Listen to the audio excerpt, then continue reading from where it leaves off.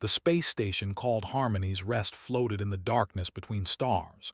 It was a huge place, bigger than any city on Earth. Thousands of aliens from dozens of different species walked through its metal hallways every day. They came to trade goods, to sign agreements, and to talk about the future of the galaxy. Humanity had joined the Galactic Council only 50 years ago.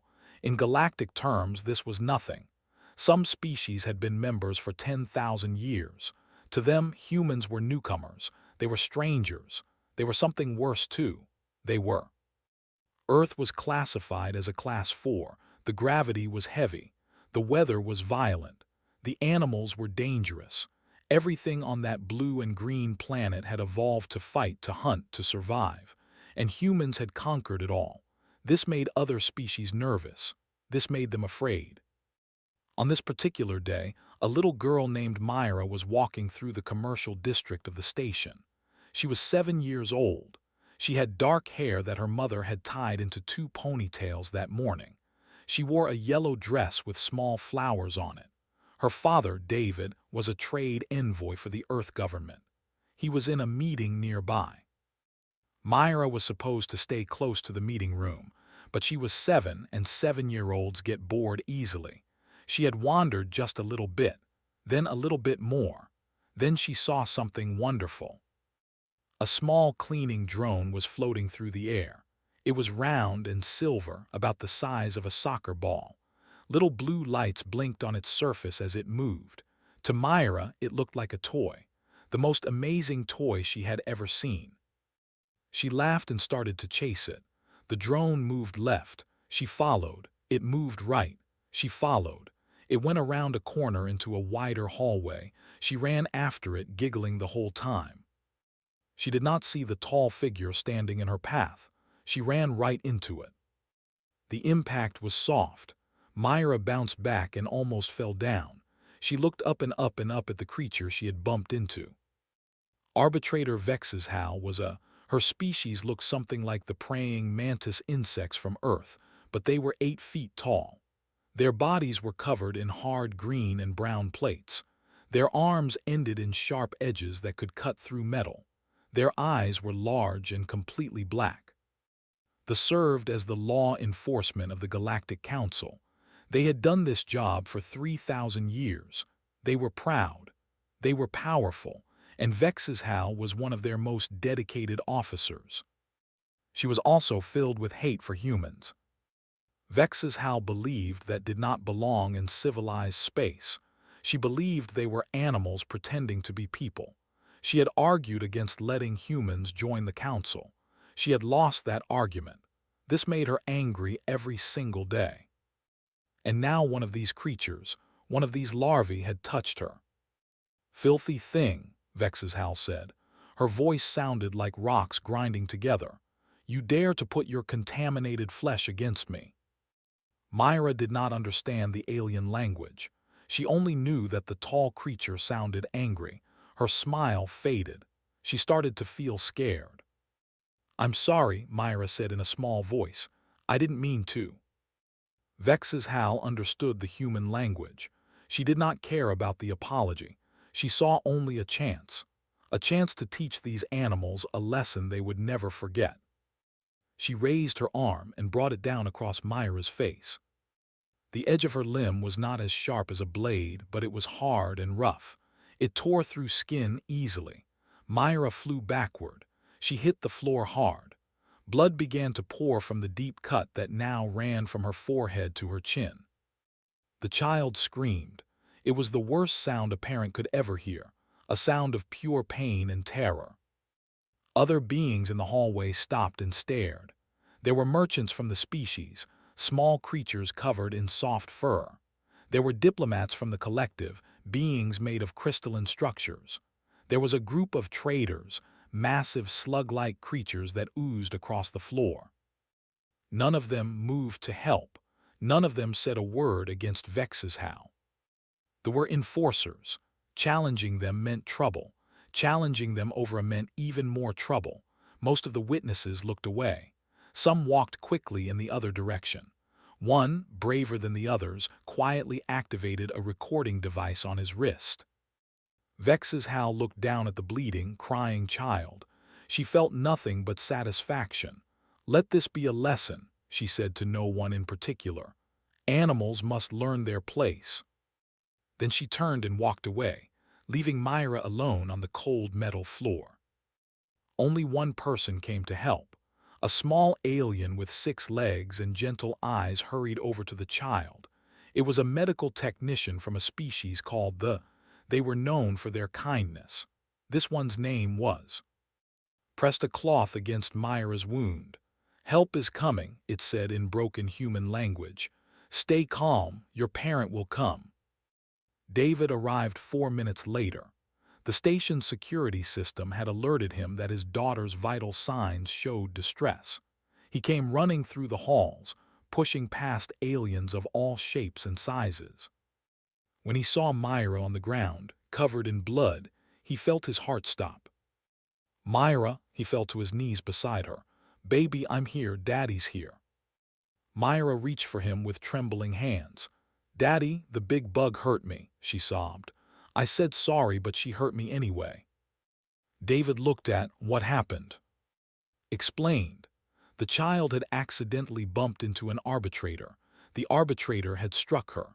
No one had intervened. The arbitrator had already filed a report saying the human child had violated contact protocols. David listened to every word. His hands shook as he held his daughter. His jaw tightened. Something changed in his eyes. The warmth disappeared. Something cold and hard took its place. "I understand," he said quietly. He picked up Myra and carried her to the human medical bay on the station. The doctors there worked quickly. They cleaned the wound. They used advanced healing technology. They gave her medicine for the pain. While they worked, David stepped outside the room. He took out his communication device. He typed a message and sent it to Earth through the fastest channel available. The message was short. It contained only facts and one question. Within hours, the news spread through human space. It traveled from Earth to Mars to the colonies on the moons of Jupiter. It reached mining stations in the asteroid belt. It was received on human warships patrolling the borders of human territory. Everywhere, humans watched the recording that the brave merchant had made.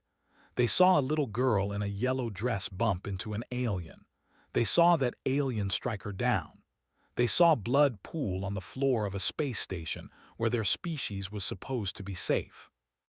And everywhere, humans began to feel something old and familiar, an emotion that their ancestors had felt in caves millions of years ago, an emotion that had helped them survive on a planet that wanted them dead. Rage. The human government filed a formal complaint with the Galactic Council. They requested an investigation. They requested that arbitrator Vex's Hal be held responsible for assaulting a child. The council responded within 3 days. They said that arbitrator Vex's Hal had acted within her legal rights. They said that the human child had violated contact protocols by touching an officer. They said that the arbitrator's response was appropriate discipline for a hazardous species. No charges, no investigation, case closed. The human ambassador, a woman named Elizabeth, received this decision in her office. She read it twice. Then she nodded slowly. "Very well," she said. She turned to her aide. "Send the second message." The aide hesitated. "Ambassador, are you certain? Once we do this, there is no going back." Ambassador looked at the recording still playing on her screen. She looked at Myra's face covered in blood. She looked at the alien walking away without a second glance. "Diplomacy has failed," she said. "Invoke the old laws." The second message went out. It reached certain people in certain places, people with specific skills, people who had trained for situations exactly like this one. Meanwhile, arbitrator Vex's Hal returned to her for a rest period. She felt very pleased with herself. She had put in its place. She had shown the galaxy that humans were nothing to fear. After all, what could these animals possibly do? They were new to space travel. They were still on probation with the Council. They had no power here. She did not notice the small human cargo ship that entered space 12 hours after she arrived home. She did not notice the shadows that began watching her estate. She did not notice anything at all. Not until it was far, far too late. The bar moved, slowly, so slowly that some people thought it was not moving at all. His whole body shook. His face turned dark red. The veins in his neck stood out like ropes. Blood vessels burst in his eyes, turning the whites pink. But the bar kept rising. Past his knees, past his thighs, higher, higher. Every centimeter was a battle, every second was agony. The entire Colosseum watched in complete silence. Nobody breathed, nobody blinked. And then stood straight, the bar locked out at his hips, 900 kilograms, the same weight that had made a legend just minutes ago. But did not drop it. He held it 1 second, 2 seconds, 3, 5, 10 seconds. He stood there with the impossible weight in his hands, blood dripping from his nose, his body screaming in pain. But he held it. It was not required. It was not part of the rules. It was a statement. Then he dropped the weight. The floor cracked. The sound echoed like thunder. The Colosseum exploded. Not with cheers, not yet. First there was screaming, confusion, disbelief. Thousands of aliens jumped to their feet. They shouted at each other. They pointed at the human. They checked their devices, searching for some trick, some cheat, some explanation. There was none. Fell to one knee. His body had been pushed past its limits. Medical drones flew toward him, their lights blinking with alarm. He waved them away. He did not want help. He wanted to stand on his own. Stood frozen on the platform. The great champion, the strongest in a generation. His crystalline face showed something nobody had ever seen before. Shock, denial, horror. A soft skin had matched him. A weak, fragile, primitive creature from a death world on the edge of nowhere had done what no other species could do. Commandant Sorrel watched from the observation deck. She was ancient and wise. She had run this academy for 200 years. She had seen countless competitions, countless champions. She thought she had seen everything. She was wrong. She descended from the deck. She had never done this for any cadet, ever, but she needed to understand. She walked through the stunned crowd until she reached the platform. Had gotten back to his feet. He was breathing hard. Blood still dripped from his nose. His hands were shaking. But he stood straight and met her compound eyes without fear. "How?" the commandant asked. Her voice carried across the silent Colosseum. It was not an accusation. It was genuine confusion. "Our reports say your species cannot do this. Your muscles are too weak. Your bones are too soft. How did you do this?" Wiped his nose with the back of his hand. He took a moment to catch his breath. Then he spoke. His voice was quiet, but in the silence everyone heard.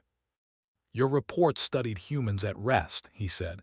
"In safe places, in controlled rooms. You measured what we are when nothing threatens us." He paused.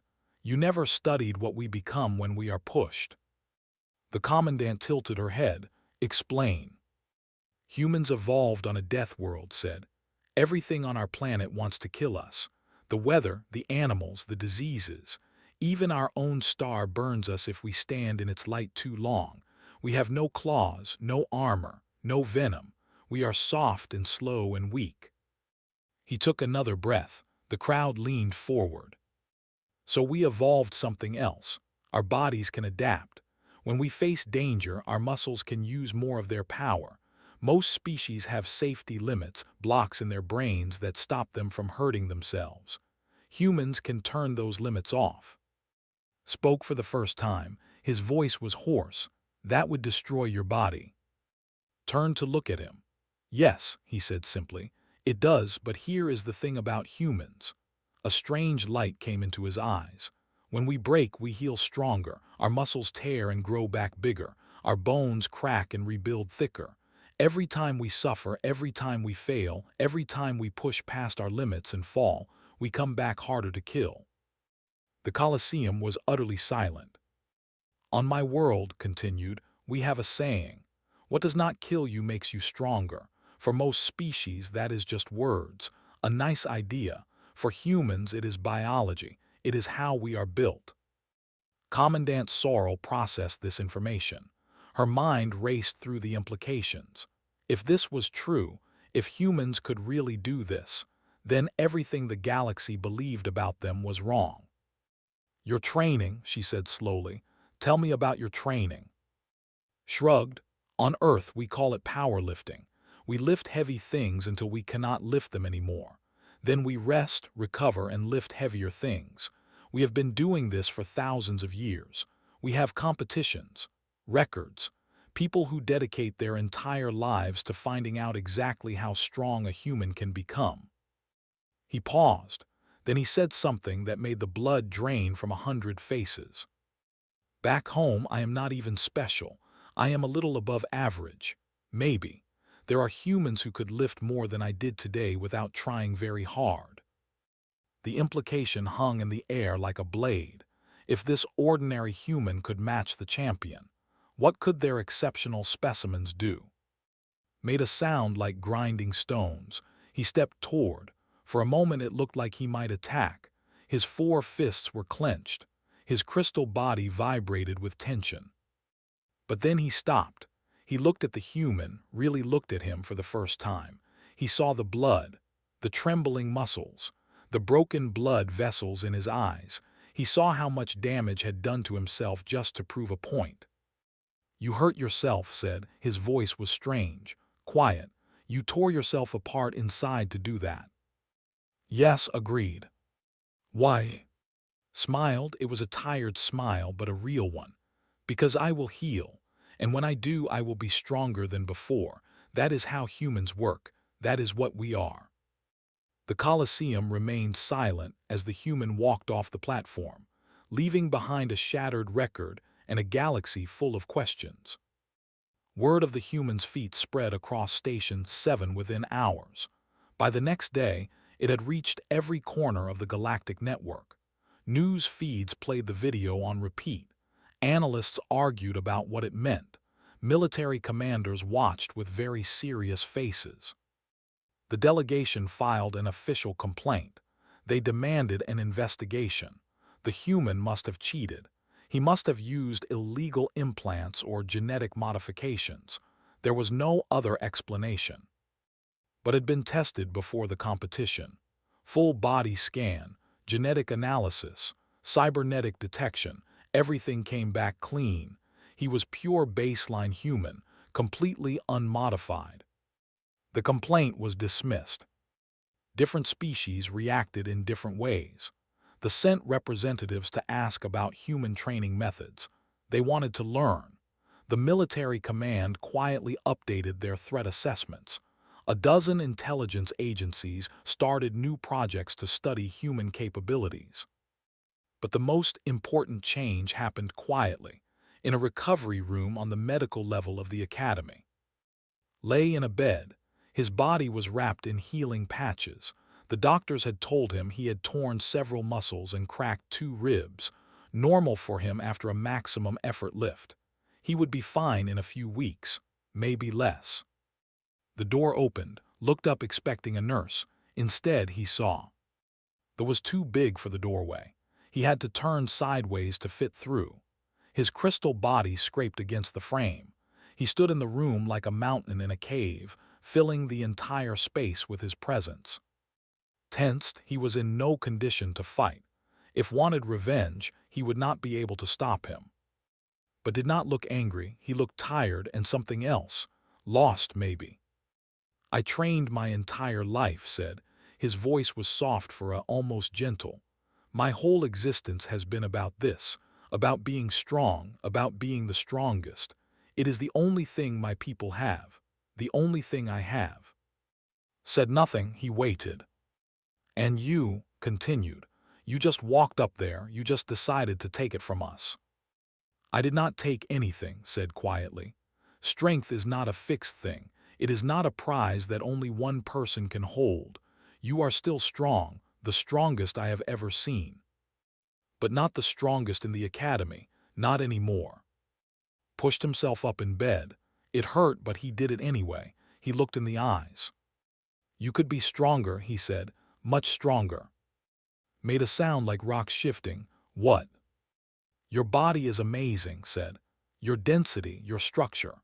You are built for power in ways humans can only dream about, but your training methods are old, basic. You lift until you are tired, then you stop.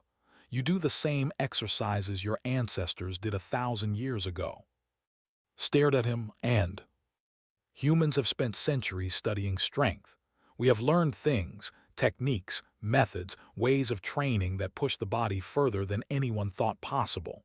Your species never needed to learn these things because you were already strong enough. But that means you have not found your real limits. Paused. "I do not think you are anywhere close to your real limits." A long silence filled the room. His crystal face was unreadable, could not tell what he was thinking. Then slowly spoke. "You would teach me, your competitor." Held out his hand. It was a human gesture, a sign of trust and partnership.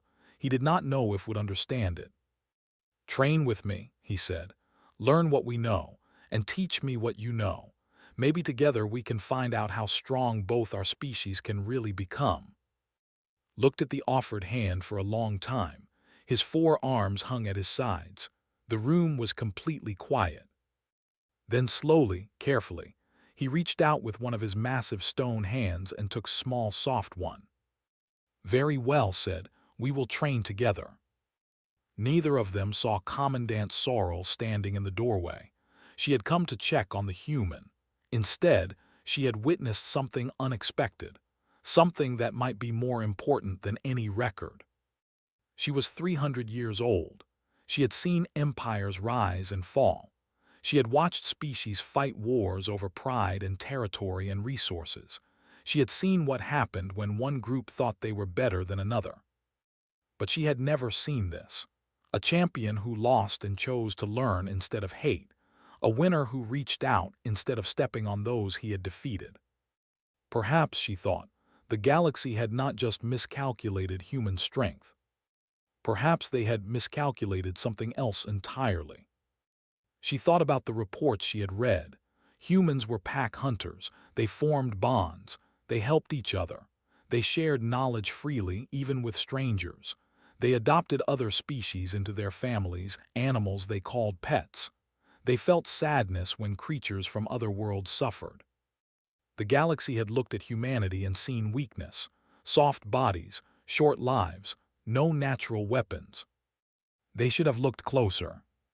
They should have seen the scars that showed battles survived, the calluses that showed endless work, the fire in their eyes that showed a refusal to give up, and more than that, the open hands they offered to former enemies, the way they lifted others up instead of pushing them down.